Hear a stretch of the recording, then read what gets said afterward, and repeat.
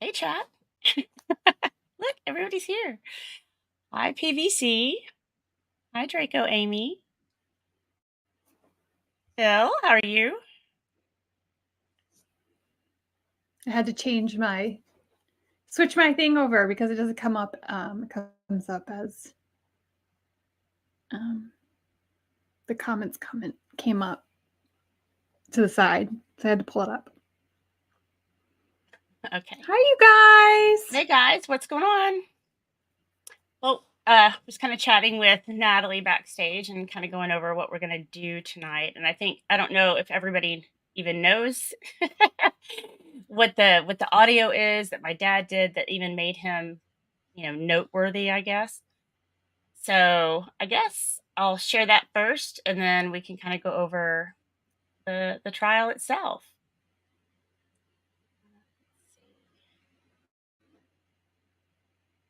I am having issues sharing my screen, so I have to share StreamYard. I have to share my entire screen. So don't judge me on how cluttered it is. It's StreamYard's fault. Okay, so I don't know. Can you? If I play can this, see it. can you hear it? I can't hear it yet. That's not good. I'll try that again. So I don't know why it's not switching. So if I do that, it doesn't switch. Does it? Well, that's not great. Uh-oh. Yeah, that's what you want. Yeah, you want to, yep. Okay. And then try playing it now, or try playing it now and see if we can hear it. I can't hear it. You're not hearing it? Nope. And the sound is up on it, right? Yeah. Yeah. Okay. Yeah, well, that's a nothing burger. Aw. Okay. Let's just go ahead and remove that.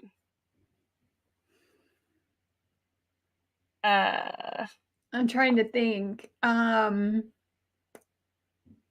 Can you open it in a completely different browser? Yeah.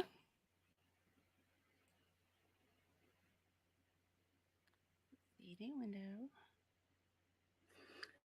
window. Well, maybe let me try on my end and see if I can bring it up and see if people can hear it. Let me try that.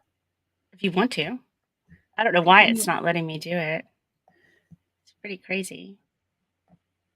I just love new technology. Live. Well, while everybody's watching. Is it on your website? It is on my channel on the playlist. Yeah. But I think I may have figured it out. Let me see. One last try, and then I will stop being annoying.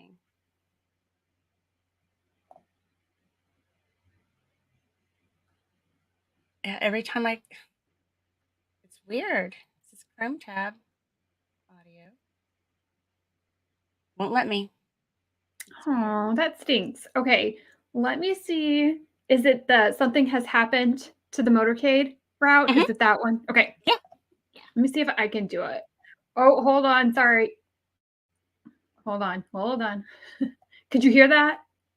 Mm-mm. Okay, good.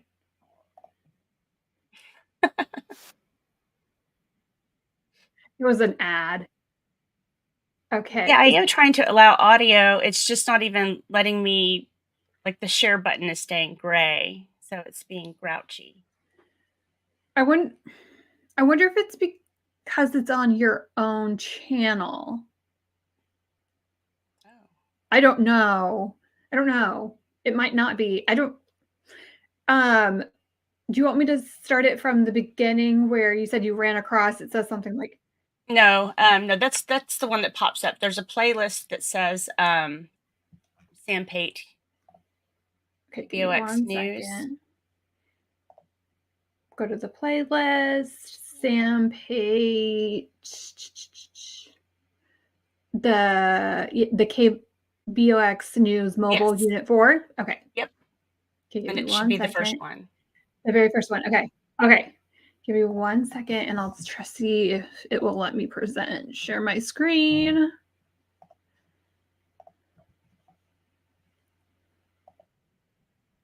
Oh. Did you hear it? I can see it, but I don't. I can't. Oh, that's interesting because I can't see it on the thing. But there we go. Okay, you ready? You want me to see if you can hear it? Only a matter of minutes before he arrives at the trademark. I was on Simmons Freeway earlier, and even the freeway was jam-packed with spectators. Can you hear it? Yeah. Oh, okay. I can hear it. Can y'all hear it? If you can hear it, everyone else should be able to hear it. Y'all let us know in the Okay. chat if you can hear it. And I'll start it from the very beginning without stopping it. Cheers! Okay. Oh, you can hear it. Okay, perfect. Okay, I'll start it from the beginning then. The president's car is now turning onto Elm Street, and it will be only a matter of minutes before he arrives at the trademark. I was on Simmons Freeway earlier, and even the freeway was jam-packed with spectators waiting their chance to see the president as he made his way towards the trademark. It appears as though something has happened in the motorcade route. Something, I repeat, has happened in the motorcade route. There's numerous people running up the hill alongside Elm Street, there by the Simmons Freeway. Several police officers are rushing up the hill at this time. Stand by just a moment, please. Something has happened in the motorcade route. Stand by, please. Parkland Hospital, there has been a shooting. Parkland Hospital has been advised to stand by for a severe gunshot wound. I repeat, a shooting in the motorcade in the downtown area. Parkland Hospital has been advised to stand by for a severe gunshot wound. The president's car is now going past me. The limousine is now traveling at a very high rate of speed. Secret Service men standing up in the limousine. They are armed with submachine guns. It appears as though someone in the limousine might have been hit by the gunfire. Down, Pate, Okay, you can stop it there. The rest of it's done from the school book depository and then, later down at City Hall. Do you want me to stop sharing my screen? You can. Okay. So that's what he's known for, or maybe even really not known for, because nobody really even knew who he was. It was just most of the time it was given credit as like newsman, radio newsman, Dallas, Texas. Like that's like all through history because people just couldn't figure out who did it. Well, that's it. Okay, so if you don't mind me asking, can I ask questions? Yeah. So that was your dad. That's my dad. And he is Sam Pate. Yes. And he was a radio personality in Dallas, Texas at the time that this happened. Yes. Correct? Okay. So he had actually just started working for the radio station in April of 1963. So he hadn't been doing it that long when all of this went down. And so, and ironically enough, he was fired the very next day after the reports for budget. Seriously? Cuts. Yeah. No. Yeah. So he didn't go back to work until April the following year after the This happened in November and he didn't start work again until April. Well, he was working part-time originally anyway, so he had another job. So he was, working at a furniture store, but this is what he wanted to do. Right. And so he kind of just, I guess, stepped up his game there. And then they wanted to hire him back after the news director left. And so what happened was actually Carl King was the news director. I was going to start throwing names out there that don't make any sense, but Carl King was the news director, and he and my dad both got fired, and they kind of got yelled at for tying up the phone line all day, because my dad was just calling in constantly, and nobody else was able to get it. So they kind of got in trouble, and then they just blamed it on budget cuts or what have you. But Carl King went on to work for UPI, which is United Press International, right away, because he was feeding all the reports directly to them all day. So they're like, "You're hired." Oh, I see. Okay, so Right. your dad was tying up the phone calling UPI. Is that what No, you're he was saying? calling into the station, and the station had the phones tied up calling UPI so he could relay the audio. Sorry. Relay the audio Okay. straight to that, Okay. if that makes sense. Okay. Yes, because because this is in the 60s. This is not modern day where, Right. Yeah. it's everything is like instant connected. So there was a relay. So there was kind of a gap. So you're saying your Right, dad was actually exactly. at the scene, right? Right. Well, he's And in his mobile unit. Yeah. mobile unit, more Right. or less at the scene, but not in like an actual radio station Right. building, Right. correct? Exactly. And so as this is happening, he then is calling into the radio station so that the radio station then can air it. Is that what you're saying? Correct. Correct. Okay. So he got fired for taking up the phone Right. lines because The he was phone calling lines. into the radio station so that the radio station could report this very historical event, Right. basically. Basically, yes. Interesting. So it's kind of a Interesting. weird situation, but Mhm. so that's what happened. And so he ended up going to work for the furniture store for a while. Then he did come back in April, and he stayed in radio till 1969. And Oh, then awesome. he decided to move on to other things after that because he had met my mom, and then it was a whole thing. So Okay. let's see, get Gotcha. into some background on who some of these people are. So this is a picture of the courtroom that That's the trial awesome. was held in. So you've got the prosecution down here, and you've got the defense attorneys are over here. But this courtroom's absolutely gorgeous, and it's still standing. But they use it for probate court, and I think they do some family court in there too. But it's in the most rickety rickety building that we have in Dallas, but it's still there. And I don't know if they're keeping it on purpose, but it's really beautiful. It really is. It's probably one of the more beautiful courtrooms I've ever seen. It looks beautiful from there with the globes on either side of the Uh-huh. bench there. Oh yeah. Love Yeah, that. it's Love that. fantastic. And it's all that dark wood. Mhm. Really, really pretty. So this is my dad. And over here we have this is a picture of him in City Hall at the basement, and this is him also at City Hall in the basement with you can see the K-Box jacket on. Mm, And uh-huh. those are photographs from the night that they were bringing Oswald through. And Oh, I can tell my dad because my dad was 6'5". So I can tall. always Just just like look for the tallest head. tall Like, and handsome. He's so yeah, he handsome. was handsome. And then the family chin. Ugh, the family chin. I can always Thanks, tell that Dad. too. I can always tell. So he's known for the motorcade. He had been only working there since the spring of 1963.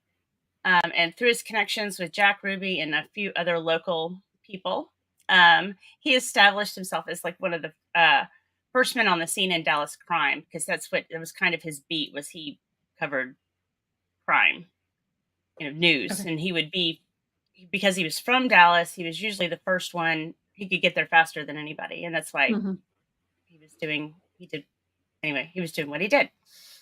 And like I said, he went through 1969. He was the news director at KVIL when he finally decided to quit. But locally, if anybody was from Dallas and they've heard of Ron Chapman, he hired Ron Chapman. He was a very famous radio morning news guy, and then morning show guy later on. So are you saying that your dad was on the crime beat and that's why he was there for the Kennedy thing or for the crime beat for the Jack Ruby thing? Sorry, I got It was confused. after this he kind of became the crime guy. Okay. So I mean, he became the crime guy after this. right. Well, see, he had installed a police radio in his mobile unit, and so Mhm. he could hear what was happening with the police department, and so he could know where to go and when to be there, so to speak. In fact, there was one time where the car was in the mobile unit was in the shop getting some work done on it, and so he had the radio at the station with him, and he heard that there had been a shooting, and they gave the address across the police radio, and so he like you could look it up in the phone book back then, like you could look up somebody's phone number so easily. And he called the number, and the guy that had been shot answered the phone, and so he interviewed the guy on the phone until the police got there. Wow. He's Pretty like, wild. can you tell me what happened? Yeah, no, he actually, I think he won an award because he asked the guy what it felt like to get shot, and the guy was like, "Well, you just kind of go blank."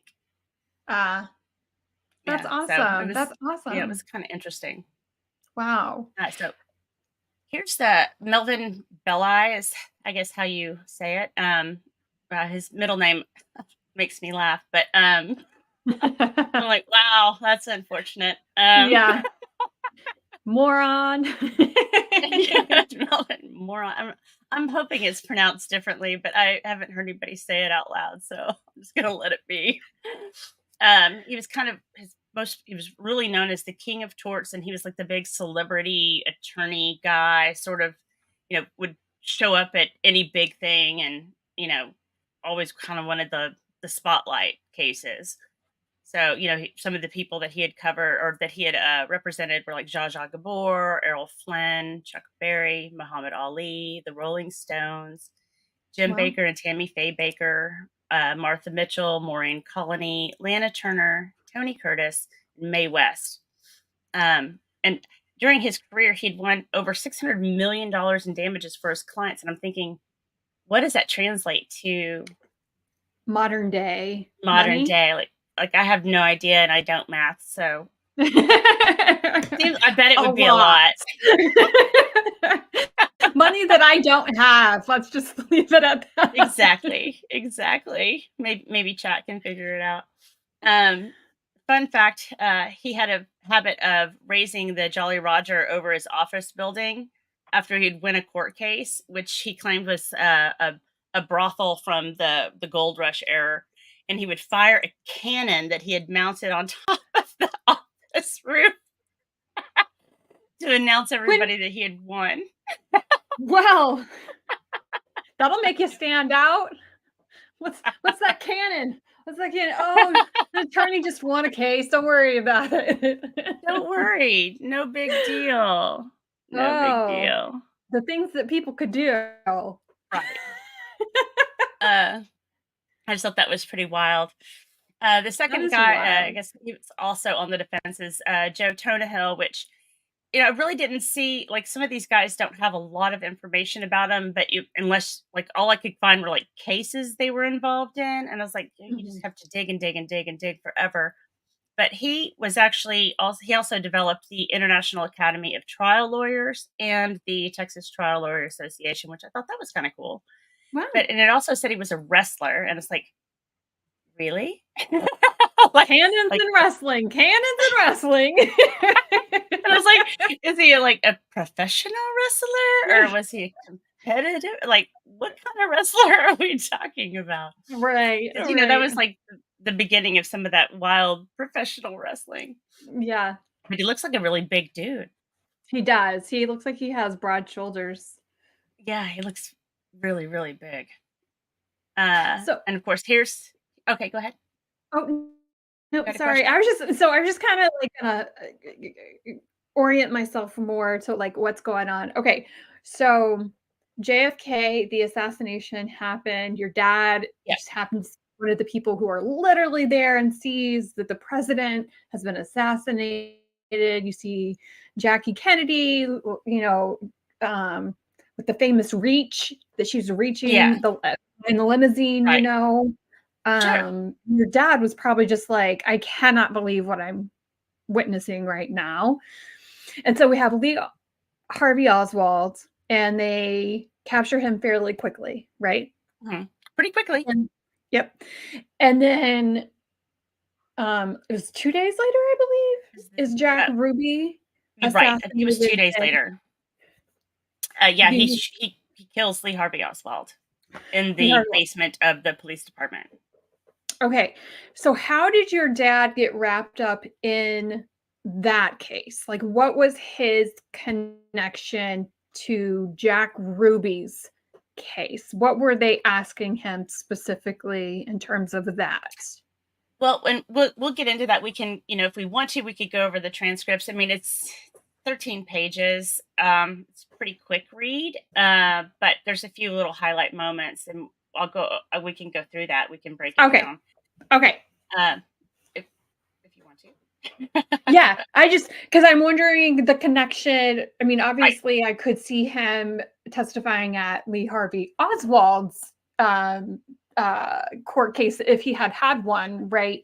But then where does the Jack Ruby part come in, where your dad would have that knowledge of whatever?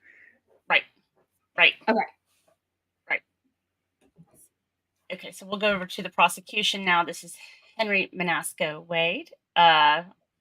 He served as a district attorney for Dallas County from 1951 to 1987. He is best known for the trial of Jack Ruby and Roe v. Wade, which, we spoke about this earlier. He brought the case, and then the appeals are what made this case famous and continue to this day. And his name's attached to it. He's no longer around, but I'm not going to dig into that case, especially not tonight. But that's kind of what he's known for. But I did find it very interesting. He had served under J. Edgar Hoover in the espionage division of the FBI on the East Coast prior to becoming the Dallas district attorney. And I'm like, wow, that's an interesting crazy connection. I just love the history, and it's so wild to think about all of this stuff and how, today we just we don't even really think about things like this. It just exists, but at some point in time it didn't exist. Right. And all the players that were involved in things like the development of the FBI. Right. Yeah. It's pretty wild. There was another attorney on the prosecution named Jim Bowie. I couldn't find much about him, but he did serve with Wade for many years. The problem with finding any information on him is he's also has the same name as one of the big, expedition guys back in, the 1800s. There's more about that guy. And I was like, never going to find anything about this guy. So I kind of just glassed it over. Sorry, Jim. I tried. We also have Bill Alexander, who he was the chief prosecutor of the trial. So Wade was taking a back seat and letting this guy do most of the work. He stuck around for a really long time. But I do think it's interesting. He was the chief law enforcement officer present at the command post near the Texas School Book Depository. Like, how does that work? Maybe I don't understand the prosecutors. Like, why do they show up at the scene of a crime? I mean, is that a standard thing? I don't know, but I could see how he would want to gain as much information for the case as possible. I mean, this guy was all over the place. So he's at the Texas School Book Depository. He was at the Texas Theater where they caught Oswald, and he was there to execute the search warrant of Oswald's rooming house, and he conducted the interrogations of Oswald, as well as prepared the indictment against him, all in one day. Busy man. This guy's everywhere. It's like, that's quite impressive. Yeah. So that's the prosecution, and then here's the judge, Judge Joseph Brantley Brown Sr. He presided over the trial, but this trial was actually the first time that a murder conviction was read on television. Oh, interesting. Yeah, so I thought that was a fun little tidbit. Ruby was found guilty of murder with malice and was sentenced to die in the electric chair, but his case was appealed and successfully appealed, and he was supposed to stand trial again in 1965. He just didn't make it. He died before that could The judge here, though, did get in trouble a little bit, but he didn't seem to care much. He had got in trouble because he had invited a local stripper named Candy Bar into his chambers for some photos, and shrugged it off. I mean, he just didn't seem to care about his appearance or how he was viewed in the public, which, good for him. But Candy Bar is funny because she did run for, I think, mayor. She ran for mayor at some point in time, which I think is kind of funny. But I think she had actually worked at the Carousel Club at Jack Ruby's too. It was like all these little circle backs, if you will. So those the players, and here's a copy of the subpoena that goes into how my dad was subpoenaed in. So this was typed up on the 10th of March in 1964 and executed the same day.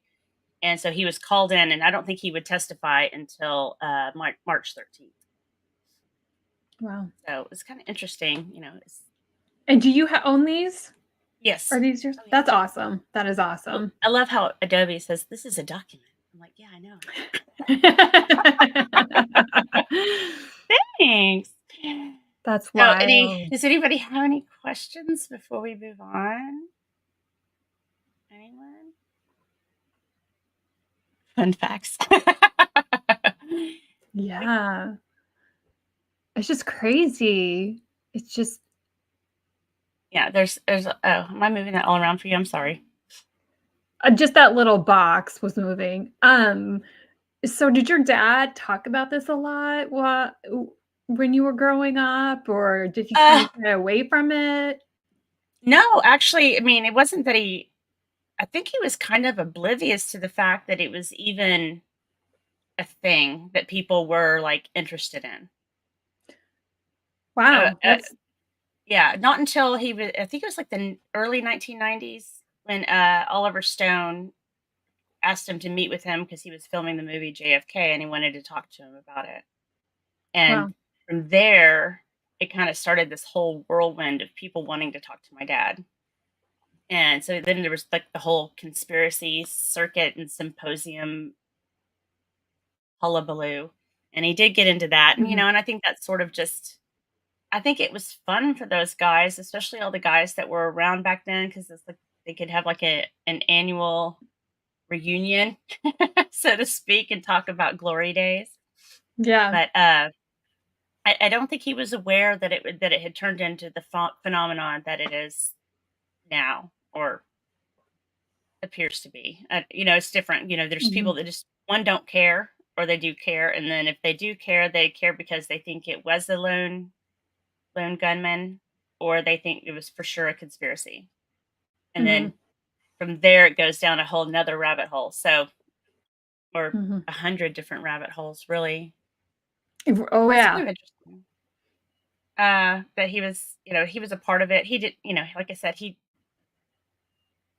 just had been working for 6 months or so, and all of a sudden, this is part of his life. That's crazy. But he didn't make many friends at the trial. Henry Wade didn't really like what my dad had to say about him. So who did it? Caused a little bit of Henry Wade, the DA. Oh, Henry Wade. Yeah, he didn't really care for my dad too much. He got a little snippy. So this is the testimony. And like it was really hard to transcribe it, even like that, even using Apple's nice little feature of grabbing text out of photos, because all they did was take photos of the transcripts and they scanned them in. So there were a lot of them that were really blurry. So it took a little bit to get all of this switched over to something that you can actually read. But interesting. Yeah, it was labor intensive, I think. Well, for me anyway, because I'm like, I like that feature, copy paste, good. Yes. Oh no, didn't copy and paste, got to read it. So, anywho, and it was hard to read. So basically, they start off, asking him who he is and the age and all of that, and what's he doing, and they're like, I think it was really thrown off because Mr. Tonahill for the defense is questioning him, and I think they knew he'd worked for K-Box, And here he is saying he works for Jay's Home Furnishing. So I think it was confusing even to the defense. Like they're like, wait a minute. You're not. So they were having a hard time connecting here. And it's like, yeah. I was fired the next day. Rub it in. Whatever. So I'm working at the furniture store. Give me a break. So they goes in and he's like, how do you know the defendant, Jack Ruby? Or he said, and do you know the defendant, Jack Ruby? He said, yes, sir. How long have you known him? I've known him since 1957. Did you see him in the Dallas police station on the night of November 22nd at the time that Mr. Wade and Lee Harvey Oswald were being interviewed by the press? Yes, sir. Where was Jack? You mean in reference to the room? Question, yes. He was standing on a table against the wall approximately, less than 10 feet from Oswald. And so he goes on, and questions, the evidence here is that he had his gun at the time. Was he in a position where he could have killed Oswald if he had wanted to? My dad responded, yes, sir. And then, objections. There's no evidence that he had a gun. And then Mr. Tonahill said the evidence in the record, Your Honor, is when he left the synagogue, he put his gun in his pocket and kept it with him in his pocket all the time and never took it out. The court will sustain the objection. Like you'll see that the court really doesn't like the defense very much. It becomes a little bit more obvious. Mr. Tonahill, if he had his gun with him at the time, could he have shot Oswald? Mr. Alexander, that's speculative opinion, and the court does overrule that objection. Mr. Tonahill, he could have shot him with little difficulty if he had wanted to, couldn't he? My dad says, yes, sir. Did you see Mr. Wade talking to Ruby at that time? This is where Mr. Wade starts to not like my dad very much. I said, I didn't see him talking to him. I saw Jack hold up a notebook similar to this, except smaller, in his hand and looked toward the stand Mr. Wade and several other city officials were on. And everyone on the stand was looking toward Oswald except Henry Wade. And Henry Wade did make a nod with his head. Question, he nodded to Jack in acknowledgement? My dad says, yep, that's right. Mr. Tonahill, that's all. Cross-examination by Mr. Wade, which he wasn't even, he was kind of stepping back. He was letting Mr. Bowie and Mr. Alexander kind of take the lead on this, but he's like, I got this one. So I thought that was pretty interesting. Mr. Pate, are you telling this jury that I know Jack Ruby? No, sir. I just told them what I saw. You just saw a nod is all. Yes. As a matter of fact, you asked Ruby later what he was doing in there, didn't you? No, sir. Didn't you ask Jerry Kunkel how he got there? I asked Jerry Kunkel. I said to him, I turned to him and I said, there's Jack Ruby. I wonder what he's doing here. What did Jerry Kunkel say? Mr. Tonahill, that's hearsay. The court sustained the objection. He didn't know that. You asked how he got in here, and you knew Ruby well. I asked, what's he doing in here, not how did he get in here. They were supposed to have some scrutiny in the place as far as press passes getting in, and I left my press pass at home that day, and I walked in. And Ruby was there passing out his Carousel Club cards, wasn't he? Now, I don't know if does everybody know what the Carousel Club is. It's his nightclub. It's a strip joint. So he was down at the police station passing out clubs to go see the Carousel Club. The candy bar worked. What? Let's go see Candy Bar. Exactly. Future mayor of Dallas. It said, following the viewing of Oswald after Oswald was taken out of the jail. He had a handful of them, didn't he? I don't recall that. I don't know. Oh, I do know that he handed Jerry Kunkel a card, inviting him down to the Carousel Club. Yes. Did he invite you? No. Did he give you one, or did you already have one? Answer, no, I didn't have one, and he didn't offer me one. Many times I've met Jack on the street in various parts of Dallas, and every time he's asked me to come down to his club and be a guest. Thus far, I've never been down there. One thing, because I don't drink, and the other thing, because my wife wouldn't care for me going down there to a burlesque place.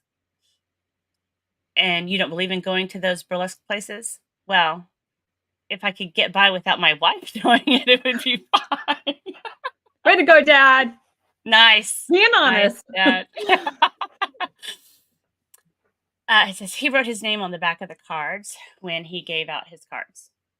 No, sir, I don't think so. Jerry Kunkel was there, and he asked Jerry Kunkel if he was the Weird Beard from KLIF, which, disc jockeys' nicknames. I guess Weird Beard was famous back then.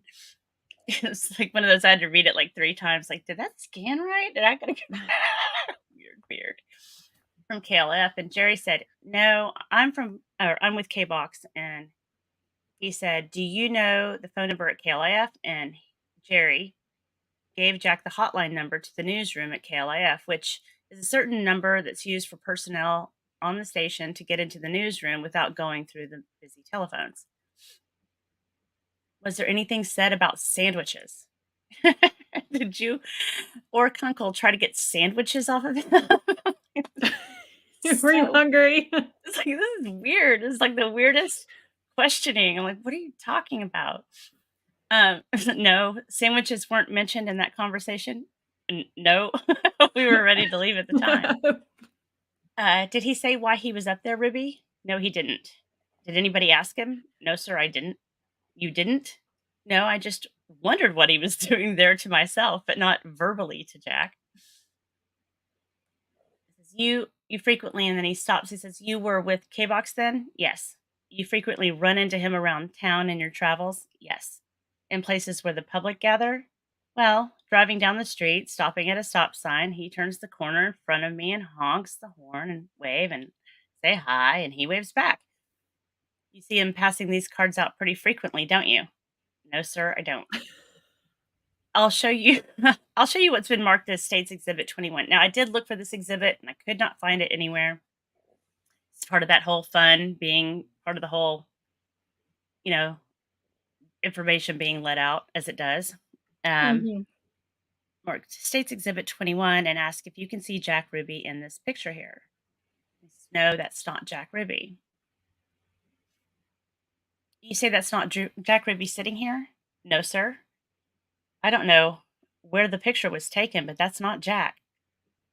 This was taken at that meeting up there in the assembly room at the city hall. It couldn't have been Jack because Jack was standing on a table near one of those curtains that stand outside the room. Stands out about that much. I guess it's more like a beam or support. As a matter of fact, there's no tables in there. There's chairs, aren't they? That is the assembly room in the basement of the city hall. Mr. Wade, you know that. They have tables. They have chairs in there. The APB men and the Accident Prevention Bureau men go in there and they have lessons. Sergeant Smart instructs them. They have desks in there too, don't they? Yes, that's right. And chairs. Desks and chairs. Do we need to go back to the sandwiches too? Like sandwiches. Now I'm hungry. Now I want to sit down. Desks and chairs. Mr. Tonahill says, could we see that thing? Mr. Wade, he didn't identify it. Answer, well, it isn't Jack. Mr. Tonahill, which is weird. Like there's this, they just jump up and start arguing. Mr. Tonahill, well, we've been talking about it and we're entitled to see it. The court, all right. It's not been offered, Your Honor. Tonahill replies, Judge, could we see it? Oh, Judge said we could see it. Sorry. Dyslexic, I guess. The court, no, I didn't say that. You're putting words into my mouth. It's like, yeah, no, you literally just said all right. And Mr. Tonahill, well, you said all right. It's my understanding that all right means all right. Mr. Bowie, it's not being offered into evidence, and he couldn't identify it. This is when Melvin Belli gets up and he says, well, can we see what it is then? Because he showed him something and he said that he was standing on a table and we want to show that he was standing on a table. The court, yes, but he couldn't identify it. Mr. Tonahill, he identified the place. Mr. Belli, this is the worst type of groundhog evidence that I've ever seen. I mean, it comes up and then it goes back into its hole. The court, that's right. Like, wow. The judge is like, you're not seeing it. You're not looking at it. You're not seeing it. Wow. I think that's kind of wild because I would really like maybe it never got put into evidence. That's why I didn't get to. Maybe that's why I couldn't find it. But I was like, oh, I really, really wanted to know what the picture was. I wanted to see him standing on the table. I wanted to see him stand. Yeah, me too. Did he have a sandwich in his hand? Like where? Where are the sandwiches? Oh dear. So Mr. Tonahill goes on and goes, this witness identified the room and located Jack Ruby in the room. Now we're entitled to show it to the jury. The court, no, sir. Mr. Wade, he said he didn't know where the picture was taken, Your Honor. Mr. Tonahill, do you know where the picture was taken? My dad answers, that one partition there that sticks out inside the room, there's several of them alongside, kind of like these on the side over here, except they don't stand out as much. I mean, they're not as much. Mr. Wade, you say he was standing up right against the wall on the side? Yes. On a table? Yes. Mr. Tonahill, note our exception, Your Honor, for your refusal to let us look at the picture. Mr. Wade, you say it would be very easy for him to kill Oswald. Was there a whole bunch of policemen in there and a whole bunch of cameramen? And I imagine you're in there between him and Oswald, weren't you? I was, but I was squatted down along with the rest of them so cameras could get good shots at as Oswald and the policemen. How many policemen were in there? Well, most of them were in plain clothes. I don't know how many there were, but there were several. But there were policemen with him in the basement of City Hall. I know that. Were you there? Did you see that too? No, sir. You weren't there? No, sir. I was eating breakfast at home. Like, this is like a weird jump to me. Like, I'm like, did I miss something? That I was gonna say the same thing. Wait. I mean, yeah, because I'm like, wait a minute. Were you there or were you not there, Dad? I mean, like, get it together. He just said that he was. Yeah, so I'm like, wait a He minute. said he was squatted down, but then he said he was at home eating breakfast. Like, am I? Yeah, I know. Okay. Yeah, I don't know. I feel like there may have been like a whole page missing. I'm not sure. What do you mean by many? Do you think that that's 2 policemen or what? I don't know. I wasn't there. I'm talking about when you were there. When I was there, there were, I guess, at least 10 or more. Mr. Wade, pass the witness. So we go back to redirect. Did you see Lee Harvey Oswald come out to be introduced to the press? Yes, sir. Were there many shouts at him calling him a communist and things of that nature? I didn't hear any. Did you hear anyone express any feelings as to any violence? No. Was the atmosphere more or less emotional at that time? At that time, I would say no. I mean, everyone was stunned from the thing that happened earlier in the day, but it was newsmen getting a story. I mean, that was the thing. The atmosphere that I felt and other people felt there, I'm sure. Did Mr. Wade say at the time on the interview that he was filing? Mr. Wade, we object to that, Your Honor. Sustained. When Ruby, was Ruby there when Mr. Wade made statement of Oswald murdered the president? The case was broken. Mr. Wade, judge, the court. Get on with some other subject, Mr. Tonahill. Mr. Wade, tell the jury not to consider it. The court. Ladies and gentlemen, don't consider it for any purpose. Mr. Tonahill, note our exception, Your Honor. Go straight back into it. Did Mr. Wade express the court? Let's go on to something else. So he does. Did you say everyone was stunned on that occasion and sort of in shock? Most of the press, is that right? I imagine some of them still are. Did you hear Jack ask this fella Kunkel, the weird beard or whatever he's called, for the phone number to KLF so he could get down there and let them know to let him in so he could take some sandwiches to the people down there? There was some conversation. Okay, got it. There was some conversation, but I don't remember exactly what it was. But I do know that he wanted the number to KLIF. He wanted to go to KLIF. He wanted to call them. Why would he be asking for the phone number if he wanted to go? Everybody knows where it is. And he wanted the phone number. Is that right? Yes. And you saw Mr. Wade acknowledge some gesture. Mr. Bowie, he's asking leading questions, his witness, and we'd like to save time. And we ask that he put the question to him and let him answer without leading. I think it will save more time. Mr. Tunahill, did you or not see Mr. Wade acknowledge some sort of gesture from Jack Ruby? Mr. Bowie, we object. It's repetitious. The court, overrule the objection. Mr. Tunahill, to your knowledge, did Mr. Wade know Jack Ruby? Mr. Alexander, the status of someone else's mind that we object to. It calls for Mr. Wade, let him answer of his own knowledge. The court, if he knows of his own knowledge. Of my own knowledge that Henry Wade knew Jack Ruby? No. But Jack, holding up that notebook in one hand and nodding and looking to see who he was nodding at, because I knew, what was he doing there? And everyone else, David Johnston, the Justice of the Peace, and several others were all looking right at Oswald, and Mr. Wade was looking towards the direction of the man out there and nodded his head. Now, I just assumed within myself that he was nodding at Jack because Jack was nodding at someone on the stand. Mr. Tunahill, everybody was looking at Oswald except for Mr. Wade, and he was nodding his head at Ruby. Is that right? That's the way I took it, yes. Now, you said that the J.P. David Johnston was there at that time, right? Yes. What was he doing there? Well, I think the arraignment was in front of him in his court. I don't know the exact procedure, but he was the Justice of the Peace. He read off the charge, charging Oswald with murdering John F. Kennedy with a gun. I see. Now, do you know if Jack Ruby was friendly with the members of the police and was frequently in and out of the Dallas police station? Well, in and out of the Dallas police station, I don't know, but visiting or otherwise, but I do know that on one occasion they told me that they gave whiskey each Christmas to every member of the police force. Who told you that? Eva Grant. Eva Grant is Jack Ruby's sister. Okay. Mr. Tunahill. That's all. Recrossed by Mr. Wade.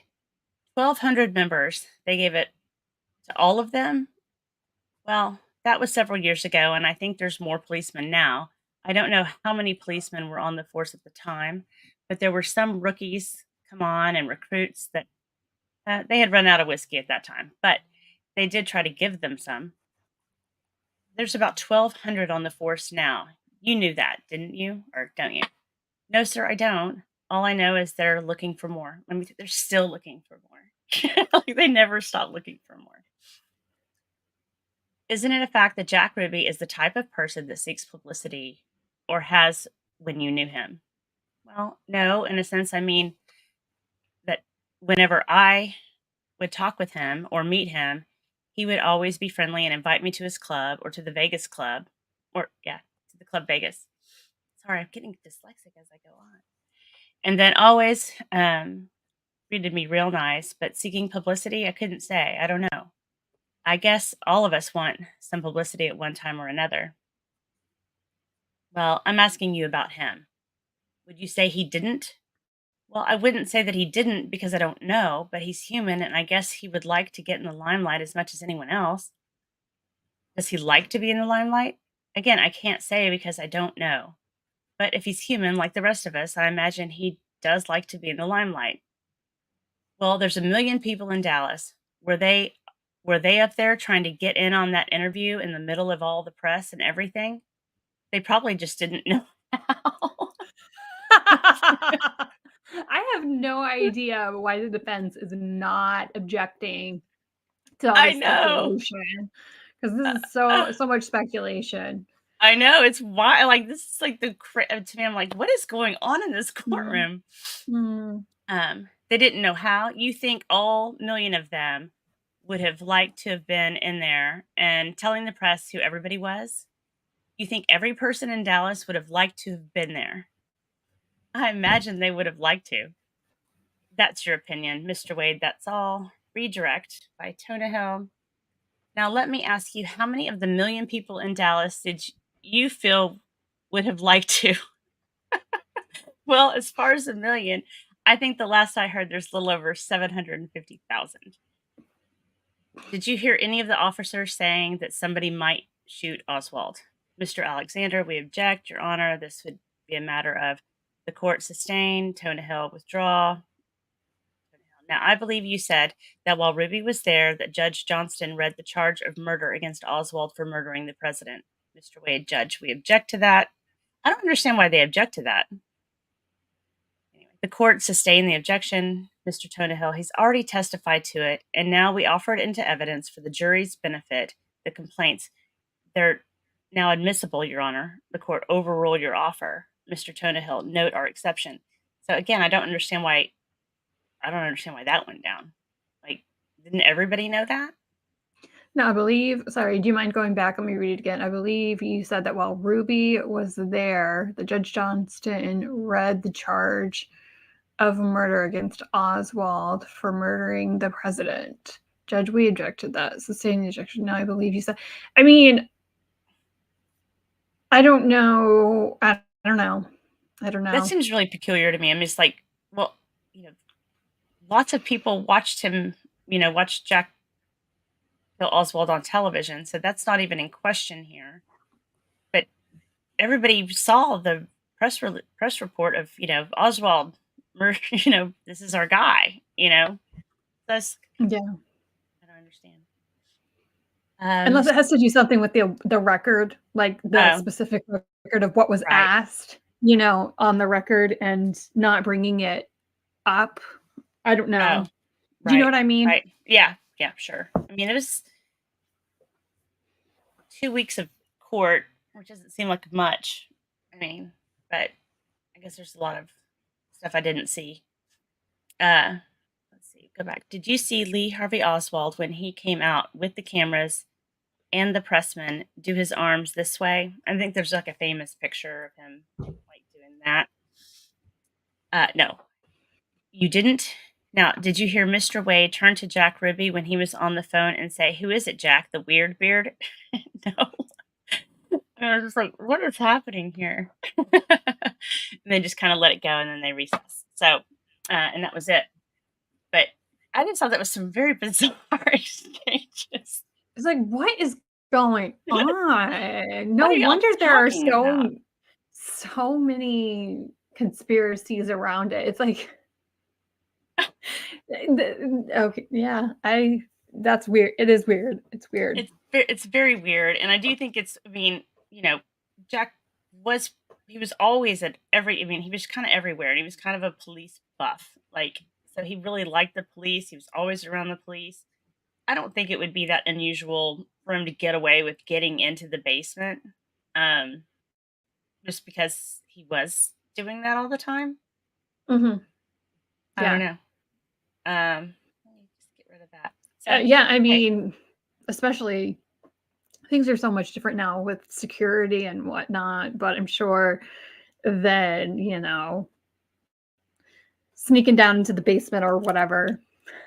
Yeah. Right. When you already know half the people there who are just like, yeah, he's harmless, get him in there. You know what I mean? Like, right.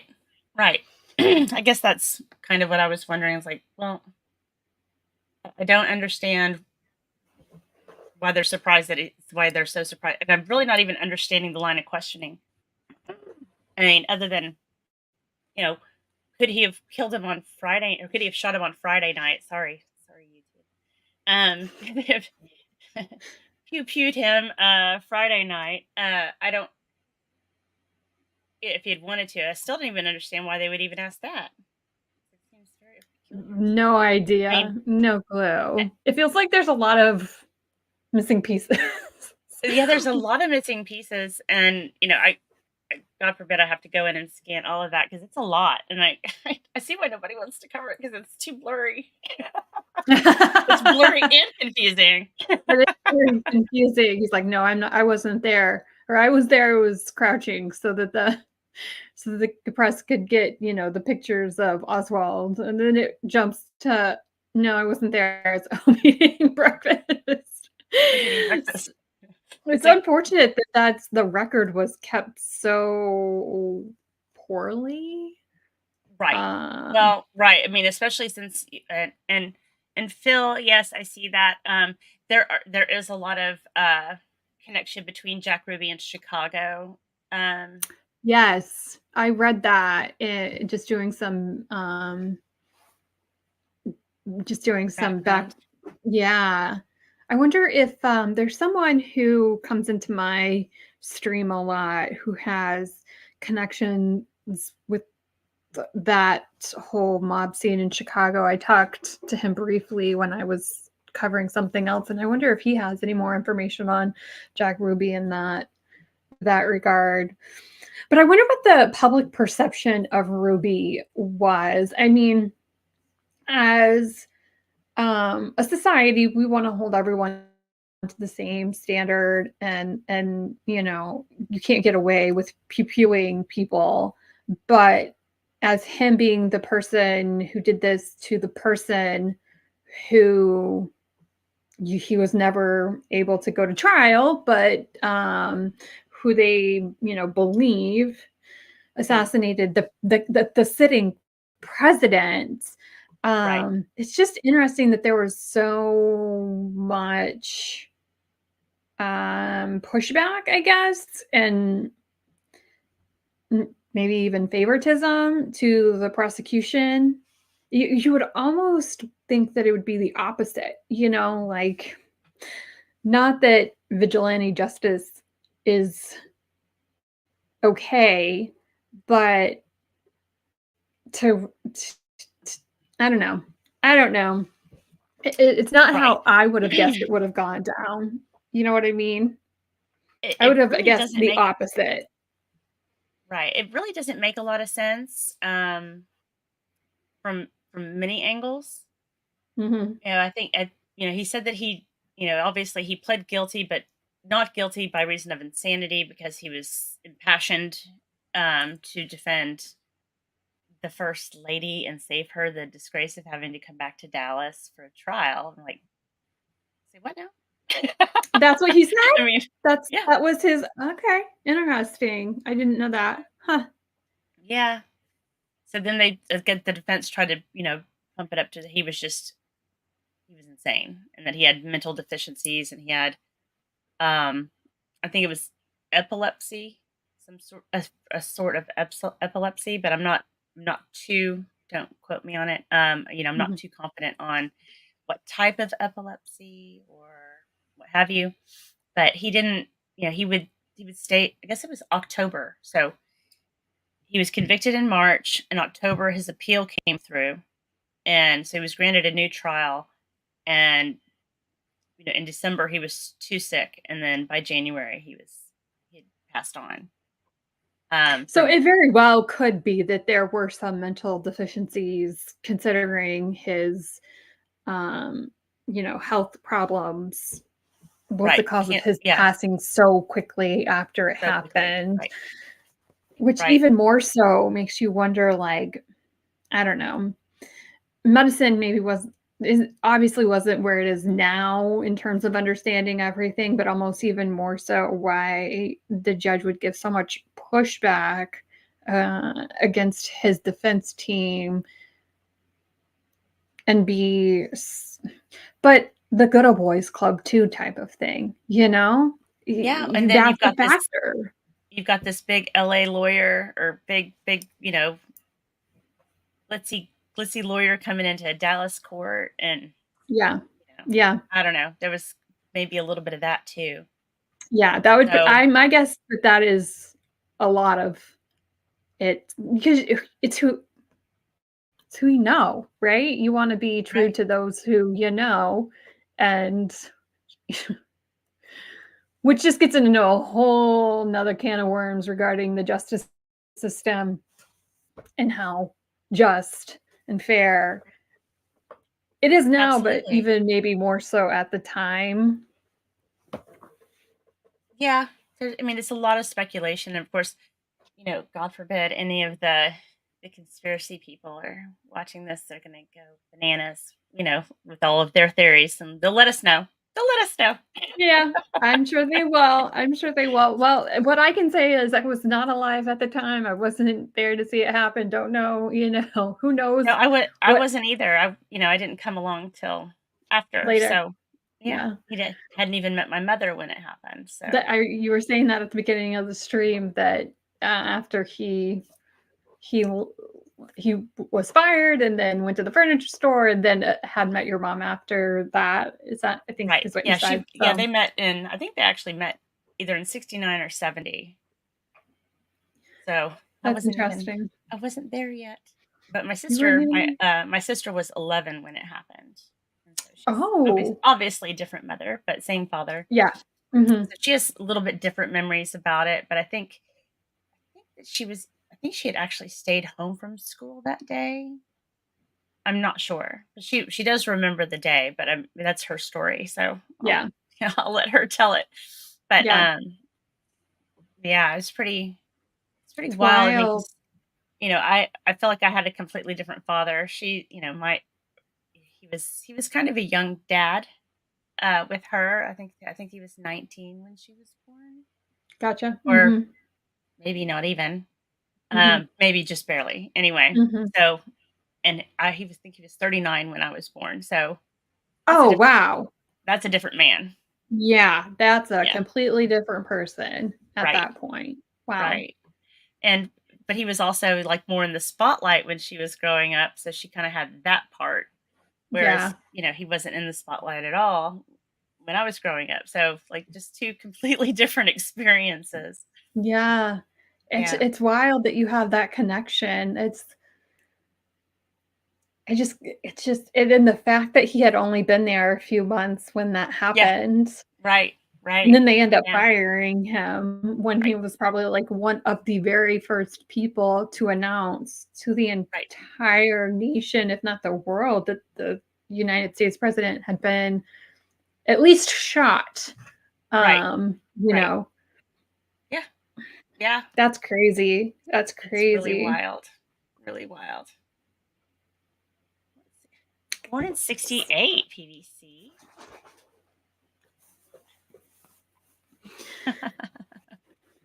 Wow. Oh yes, Phil. There's Yeah. a lot of theories regarding the assassination of JFK, and it's I'm very fortunate that I have like these little grains of sand that I can play with, and I don't have to go into the abyss and get into all of that stuff. I can kind of skirt around it a little bit and have fun with it and go in and out as I want. I can't imagine if it was any deep. If he was involved any deeper, it would be really really scary place to be because that's a Yeah. wild group of people. I mean, and they're very passionate about what they believe in. Yeah. Passionate. Well, and again, I think it kind of goes back to like even the mob and the good old boys and the Texas boys and sticking, it can be so easy to go off into what actually like question what actually happened when even in reading that and not knowing much about it and just what you've told me, it just sounds like there were protection of your brothers, if you will, whoever that was for Right. you. Right. Crazy. And then, Wade being the DA until 1987, I mean, he was around for a really long time. Yeah. And I do remember my dad telling me that this is before I found this Wade, I mean, many years ago, I was talking about how Wade hated him. And I was like, why? He was like, I think he said that it must have been something he said, but he kind of just left it at that. And Hmm. reading this, it's sort of like, yeah, I think you pissed him off. Yeah. Yeah. You basically just said that he nodded at Ruby, and that's Yes. not good. Yes. Yeah. Not good. Yeah. But I mean, The implication there is very strong. yeah, and I mean, and that's, but he's just telling you what he saw. What are you gonna do? Right. Right. If in fact that's what he saw, because now the record is so weird that just like you were reading, while you were reading, it was like your dad was saying he wasn't there and he was there, and maybe there was a connection and something is missing from that, but that piece being gone doesn't help with the conspiracy theories. No, but Yeah. and the thing is that they release these documents out so sporadically, and you have to really like, what was that, 13 pages? I think it was 8 the way they did it, but I kind of Mhm. broke it out so it was a little bit easier to read, and even still my eyeballs were like, oh. Um, it's like, is what's missing here? So what else is missing? Like, was there like Yes. there's a whole page missing there. It feels like it's the whole page. So, Mhm. and everything's so blurry that it's kind of hard for me to really tell like the page numbers even. Like, Which is weird. interesting because we have documents from a lot longer than that we can see very clearly, Oh, if sure. you know what I Sure. mean? So it's like just gets sketchier and sketchier, and it's like who's covering up what at the end of this? And Or is maybe it it, has literally, nothing to do or with us. is everybody just that sloppy? Like, It could be, but you would, I mean, literally, you can go to the Edgar Hoover building in DC right now and see, you know, papers that they have from things, and it's just crystal clear. And for right. something like this, I don't know. I don't know. Right. I don't know. I don't know. Guess we may never Yes, truly it's know. definitely all sus. Definitely Yeah. all sus. But I mean, in the US government isn't exactly known for being straightforward No, and I think that and this was the event that the rose-colored glasses came off, right? I mean, this is it. This was the transition from we live in this perfect world, and then all of a sudden we question everything and don't trust anybody over 30. It was real, I mean, it was Yeah, true. It yeah, changed everything. Changed everything yeah. for Americans. Uh, but that's it for that. I mean, there's always a nugget of something else, but that's as far as I've gotten. There's See another why? interview yeah, he did another interview, I think for the church committee, which I'm like, why'd you name it that? Because that just doesn't sound, it sounds like somebody who picks out like the picnic desserts or something. Oh, yes, it does. Yes. Like, what are the Easter decorations gonna be Yeah, this I year? was just thinking, what's the scenery gonna look like for Christmas? Yeah. Yeah, it's like, really? Okay, well, all right. But because it was an interview, somebody interviewed him in 1970, but I can't tell why because the House Select Committee didn't happen until the mid 70s. So there's like this gap. Like, why are you being interviewed now? Like, odd. And your But a lot dad of it had to do never with, hmm? Oh, I'm sorry. No, go ahead.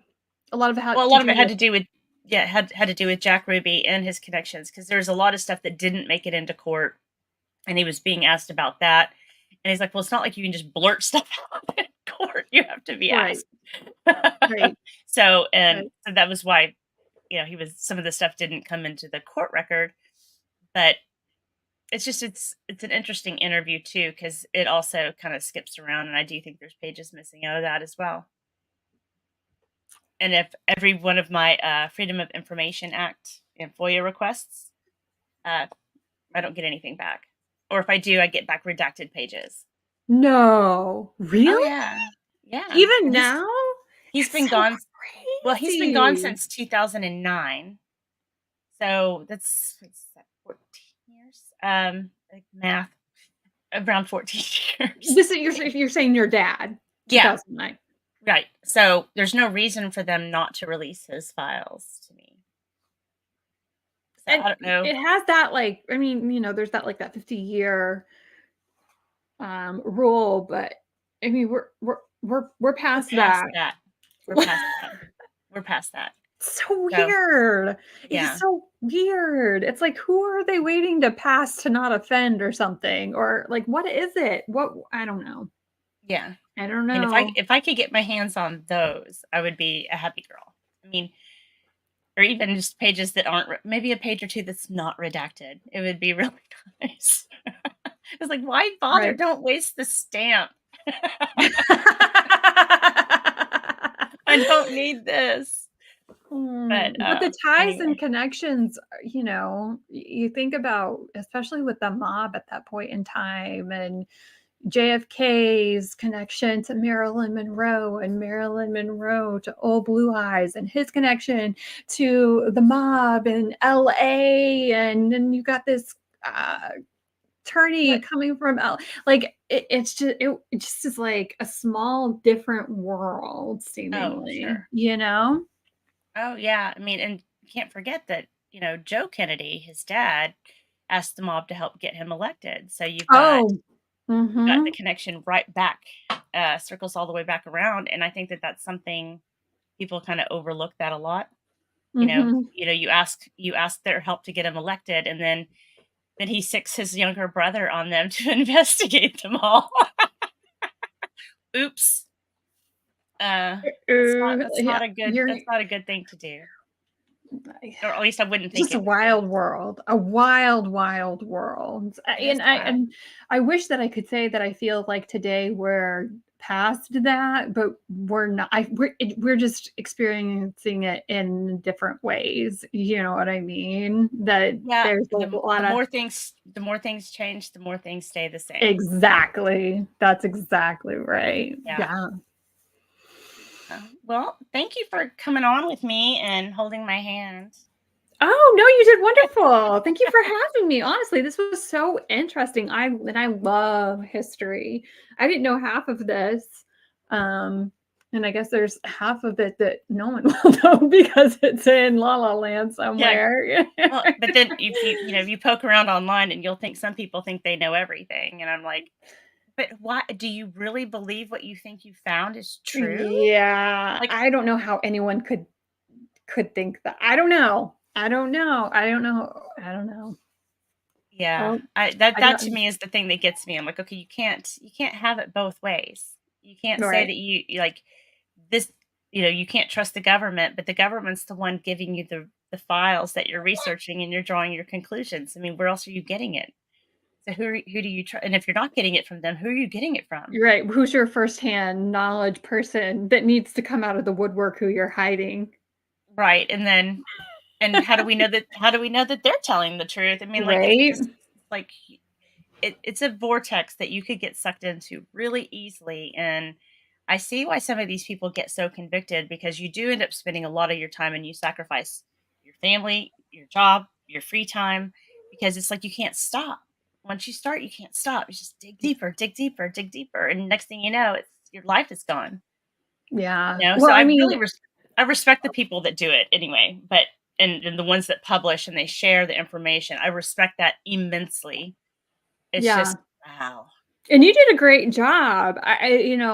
Thinking about it and talking about it aloud right now, it makes me want to just give your dad a pat on the back too, with all of the danger that he could have potentially been in with, again, all of the mob connections to this Sure. whole thing, and him being potentially a target to somebody at some point in time, and being able to protect his family, whether he knew it or not, you know, Right. Right. that's good for him.